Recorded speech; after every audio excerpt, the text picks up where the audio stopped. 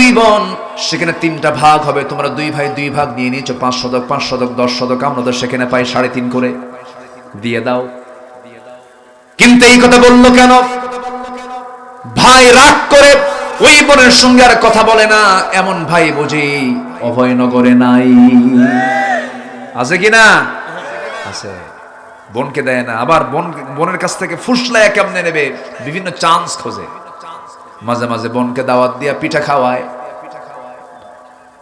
মাঝে মাঝে বোনকে দাওয়াত দিয়া কুমিল্লার রসমালাই, টাঙ্গাইলের চমচম, নাটোরের কাঁচাগোল্লা, বগুড়ার দই, যশোরের খই, আর কি আছে যশোরে? খেজুরের গুড়। আচ্ছা, হ্যাঁ। আমার বন্ধুগণ সবগুলো এক জায়গায় জড়ো করে বোনকে খাওয়ায়, পাশে বসায় বলে, বোন আমার, তুমি আমাদের সবার বড় বোন।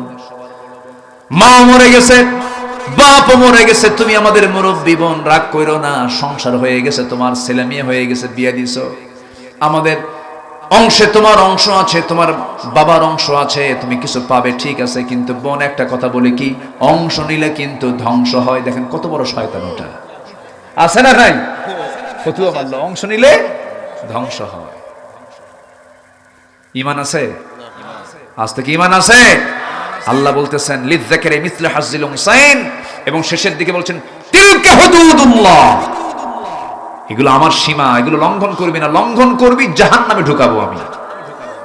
যার যে অংশ ভালো করে পাই টু পাই হিসাব করে দিয়ে দিবি। লুঙ্গি রেখে গেছে 3টা বাপ, লুঙ্গিটা ভাগ করে দিবি।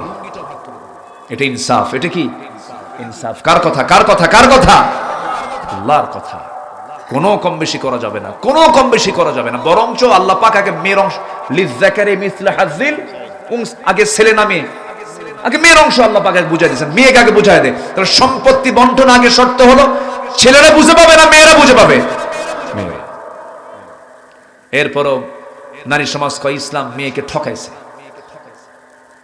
একটা নারী স্বামীর সম্পদ পায়, তারপরে ছেলের সম্পদ পায়, বাবার সম্পদ পায়, মায়ের সম্পদ পায়, স্বামীর সম্পদ পায়, কতগুলো খাত তার, সবগুলো জড়ো করলে স্বামীর চাইতে বউয়ের সম্পদ বেশি হয়ে যায়। এক সময় হয়ে যায় স্বামীর সম্পদের, পুরুষের সম্পদের ক্ষয় আছে, আর ওদের সম্পদের কোনো ব্যয়, খালি জমে, খালি কি জমে, কোনো ক্ষয় নাই।